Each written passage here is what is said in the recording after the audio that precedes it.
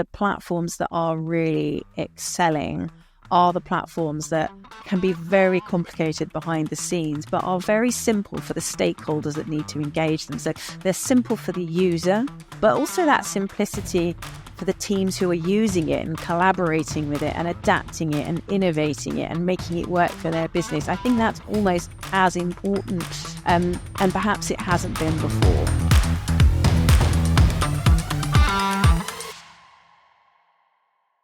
Welcome to Loyalty Stories, Antavo's podcast on customer loyalty and loyalty programs. I'm Charlie Hawker, Partner Manager for UKI, Benelux and Nordics. Antavo is a technology vendor that powers loyalty programs all over the world. We help various great businesses such as KFC and Benefit Cosmetics, as well as global automotive, fashion companies and other amazing verticals. In this podcast, Loyalty Stories, we dive into the trends around customer loyalty and loyalty programs.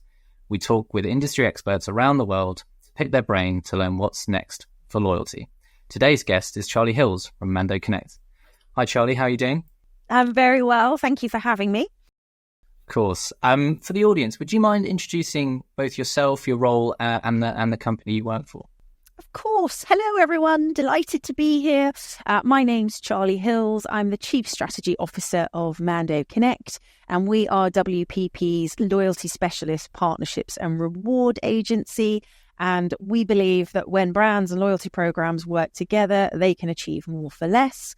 And we work for some fantastic brands in the automotive sector, in the retail sector, in the petrol sector, in the telecommunication sector, and in grocery across the UK and European markets. We also publish a lot of research and thought leadership material. And lastly, but not leastly, we've won lots of fabulous awards. And I'm really proud to say that for the last 2 years, with our fantastic clients, we've won the best program in Western Europe.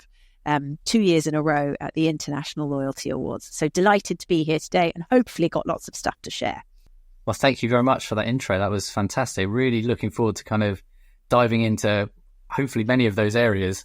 And it just must be fascinating from where you sitting across so many verticals in your role in the strategy, head of strategy is just, yeah, I think we're going to get into some really, really good conversations today. So looking forward to it. That's one of the greatest things about partnerships. It's a belief that we share with Antavo, that they're really important. They need to be right up at the top of the agenda. And on a personal level, I love it because we get to see so many sectors because we get to work on behalf of our clients and programs, but also with all our reward partners, our acquisition partners, our innovation partners, our revenue generating partners. So you really do get a broad view of the world.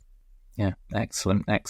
So getting to know a bit more about yourself and loyalty in general with yourself. What's your favourite loyalty programme and why? I love this question. I think I don't have a single favourite loyalty programme, and probably if I did, I'd be in the wrong role, because I think naturally my role as a partnership strategist is to look at all the programs and identify the really exciting programs. So my favourite programs include the likes of VeryMe rewards from Vodafone. We've worked on that program since the very beginning. And what I love about that program is that it really understands what people want and connects them to it through incredible rewards and partnerships. Everything from Glastonbury tickets to the chance to go to Wimbledon, to coffees, to treats, to candy kittens. That program really understands its audience. But I also love programs like Tesco Clubcard, really interesting, fantastic British program, always at the cutting edge of loyalty innovation. One of the first big programs in our market to do member pricing, one of the first big programs to do subscription. Yeah, really interesting program. And then I also love lots of, programs that are coming through in new sectors. adiClub is a really great program. I love how they've taken a classic points and tiering mechanic and made it cool. I love how Lidl Plus went into grocery and completely disrupted the model in our market. I love how Voxy Drop, no rules whatsoever, surprising its audience with cool rewards and partners through social. And I particularly love the coffee sector, partly because I'm completely addicted to caffeine, but also because I love how that sector has gone, one above all the others and identified what its real customer connection points are and also real customer pain points. and actually addressed those and built those into the user experience of the program. Caffè Nero is one of my favorite programs. It's, it's just my go-to now. I don't even take a card now when I go to pick up my local coffee, and I'm sure I'm not alone in that. So yeah, I think there are some brilliant programs out there and some really exciting developments. No, it's fascinating to hear you're seeing it through a personal but also a professional lens whenever you're in whenever you're with a loyalty program. Yeah. And it's kind of that, I know you respect kind of what they've done, but also the ambition behind that as well. So yeah, I think that's fascinating from your role. How complex these things are to pull off, right? You've done it. You've been there and done it. Yes, definitely. So I think there's some real ambition. Yeah, that's fantastic. Thank you. So if we move back to kind of more around your work and some of the stuff that you're most proud of within your career, it can be in this role, it can be from previous roles, from wherever. And feel free you can name the client, you can keep them, it's fine. I'd love to hear a bit more about that from you. It's a lovely question. I think throughout my career, I came out of university with an economics degree and then went into marketing. And I think from that very first sort of moment of, I started at Boots actually with Advantage Card and kind of developing from there. I think what's always carried through, and one of the things I'm personally most proud of, is that rigor of data, insight and partnerships. And that's built into everything, every component of Mando Connect, everything that we do for our clients and for our thought leadership work is backed by really robust data and insight that we can use, that we then think is actionable in much the same way as the Antavo research. It's useful. It's not information for information's sake. It's right, we've learned this. Now, what do we do differently as a consequence? So I think that's a thread. But on a personal note, I think what I'm most proud of is the teams that I've been part of. I think loyalty is a collaborative efforts. There's a platform provider, there's a creative and communications specialist, there's a client, there's all the internal stakeholders, there's the rewards, the partners, the suppliers. It's a huge ecosystem. And I think that's a really interesting thing that you don't always see in other marketing disciplines. They can have quite a narrow view, whereas loyalty has a very broad view. And I think that's one of the things I'm most proud of, the teams I've been part of. And then I also think there's some really interesting programs and brands that I've been privileged to work on throughout my career. Big programs, little programs, new programs, legacy programs. We've opened programs, we've closed programs, we've changed programs, we've done 2.0, 3.0 evolution journeys. And I think that constant journey that loyalty is on, it never sits still in loyalty. I'm very proud of that as well. That kind of constant innovation that we all work on and all see. Yeah, it's definitely something, going back to your point around kind of the loyalty community, it really is a community. It's like everyone's working to do good, genuinely useful things for their clients, their businesses. And sometimes, as you mentioned, that is closing a program, it's revamping it, it's really looking at it from a blank slate and then kind of building it up again. I think it's really interesting, and it's, you've got years of experience and have experienced it all. So yeah, that's really fascinating. And you're right, it does come down to the people as well. It is a very special group of people that we get to work with. So, and then if we kind of take a look back now, around some significant changes that we've seen across the loyalty industry in the last, 5 years, something like that. And what are the kind of the big changes that you've seen play out in that time? Yeah, what a period of time. I think the natural place to start always when you're thinking about loyalty programs is to think about the audience and what they've been through and what members across markets and sectors and brands have experienced in that period of time. And I think seismic change probably is a misnomer. I think it's been even more significant than that. Who would have thought that we'd be talking about a war in the Ukraine that's had such a huge effect, the cost of living crisis, climate disasters. I just think there's been so much, not even mentioning a global pandemic that we've seen in the last 5 years. It's just been huge for our audiences. And I think every time our audience starts to get back on kilter, that there's another challenge that's come in at that sort of macro level. So I think that's probably the place to start, that we've not seen that kind of level of change or that severity of impact for our audiences. And I think programs have had to pivot continuously and look ahead continuously. So I talked about one of the programs that we're really proud to work on, VeryMe Rewards from Vodafone. In that last few years that program has been around, it's dealt with a pandemic. So actually those rewards and benefits were all tailored to actually an indoor lifestyle and lockdowns. And then as our audience was in and out of lockdowns, we were then adapting the partners that we were working with and adapting the rewards. And we've come through that. Then we've had the impacts on, cost of goods and now the cost of living crisis. So again, a pivot to value and actually really understanding constantly what people really need and then serving it up. And I don't think that's the only program. I think every program has been on that same journey. So I think that audience impact has to be the biggest. However, it's not the only impact that we've seen in those last 5 years, and it's certainly not the only change. I think when you then sort of take a micro look at actually what that's meant for programs and actually what's happening in the industry as a whole, I think we've seen a real change and an opening up of the acceptable loyalty mechanics.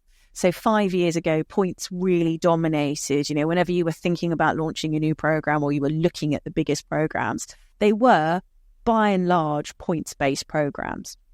And I think what we've seen happen in the last 3 to 5 years is that brands and programs are taking a more strategic view of their business, their audience, their brand, and actually looking at what mechanics are actually right for them and for their needs and what's going to help them meet their objectives. And points is the answer for many. It's still the most appealing mechanic out there. It does still dominate, but it's not alone. And we've seen the rise of those other mechanics, milestone mechanics, where actually, you're completing a number of actions to engage. We've seen the rise of always on. So programs that actually you just come in as a member and everything is available to you. We've got tiered programs, subscription programs, and new kinds of, benefits coming in. Like member pricing has been huge in the States for a long time and on the continent, but we've only just got that in Great Britain, that preferential pricing for members. So I think there's been a lot of micro changes within the industry. A lot of that empowered by technological developments. I think we're going to see a lot more in this space as well.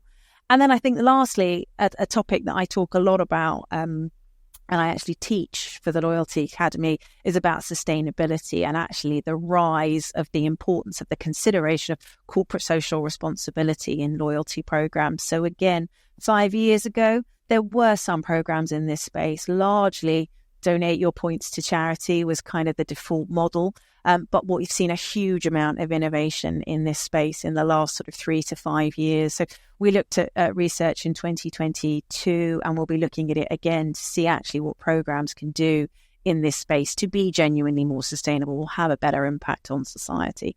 And actually, top comes rewarding for sustainable behavior. Another area that coffee is really excelling in, Costa have really led the way here. Buy 10 coffees, get one free, unless you use a reusable, sustainable cup, in which case it's twice as good. You only need to buy 5.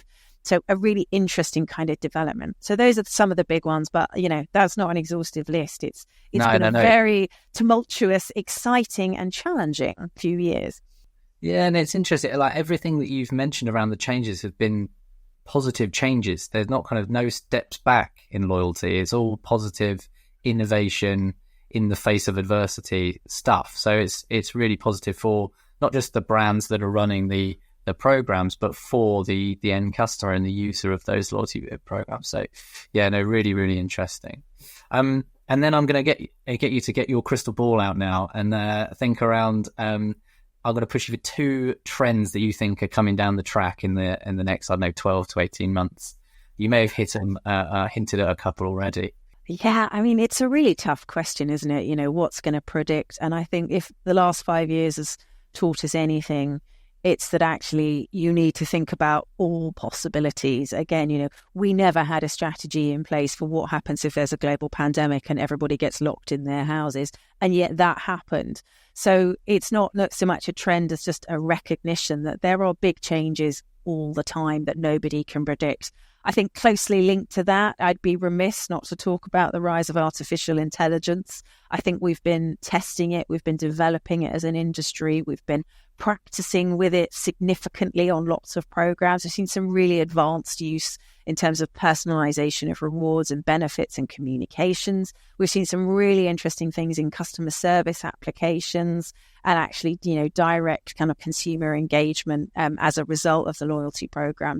But I really feel like we're just scratching the surface of it, and I don't know what's coming. We know there's a lot of legislation coming through the EU over the next sort of 12 months, and I'm excited to see what that brings. As ever, as a strategist, I'm personally really interested in it. I'm dying to know what we can do with it. I'm playing with ChatGPT, we're writing stuff with Bard, we're creating things. So I'm excited about it, but I'm also terrified about what it might mean and the downsides that we haven't yet thought of. So I think that will be a big trend for us all. I think it will go right up the agenda. And then the other big trend that I think coming through is almost the opposite of that. It's the humanization of programs and thinking, and actually, rather than going, I've got a points program and I've got some technology that delivers it, I genuinely believe brands and loyalty programs are shifting towards actually, who are my audience? What do they need? What are my meaningful connection points with them? And how do I create a program or an engagement suite that actually means I've got a meaningful and genuine connection with my audience for the long term? And I think that genuinely is a very different way of thinking. And I think that's going to get more. I think we're going to get more human and more customer centric as this time comes on. What that will mean for programs, I don't know, but those would be my top two. That's very interesting. Kind of two ends of the spectrum there as well, isn't it? Kind of the automation and kind of taking the human element out, and then how do you bring that back and push it back into the audience? Because at the end of the day, at the end of every loyalty program is a person using it. I think there's very, very interesting trends. And as you say, like how they'll evolve over the next few years will be very interesting, because they're seeds of ideas at the moment, aren't they? And how they'll evolve will be very, very interesting. So when it comes to things around picking a tech vendor for loyalty programs, what are the main kind of features that you're looking for, you'd like to see within the technology? It's a very interesting question, because we're very complementary to tech vendors. So we work with a lot of different tech vendors, and we are rarely in a position where we're selecting a tech vendor. So we're normally alongside, we're part of that collaboration in a kind of client-led technical vendor selection process. So as to our agency requirements, we don't really play in this space. So we sit alongside. However, as a strategist and somebody who works with lots of different tech vendors, we obviously have a point of view, and we see some things that are really interesting coming through. I think one of the really key areas of focus, which again feels very different sort of 3-5 years ago, is about simplicity. And I think the platforms that are really excelling are the platforms that can be very complicated behind the scenes, but are very simple for the stakeholders that need to engage them. So they're simple for the user.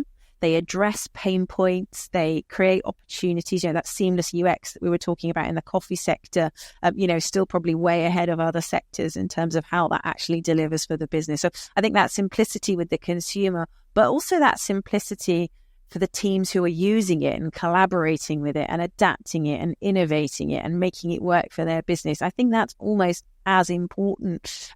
And perhaps it hasn't been before. I think perhaps the focus has been very much on the consumer interaction with the platform and not what goes on behind the scenes. But we talked about those big loyalty communities, there's an enormous number of stakeholders that work together to build every loyalty program. So I think that's really important. However, I'm also a super nerd and an innovator. So I know that simplicity is the most important thing to get right. But what I'm really excited about is new formats, new mechanics, and fresh thinking, but always inspired by that customer insight.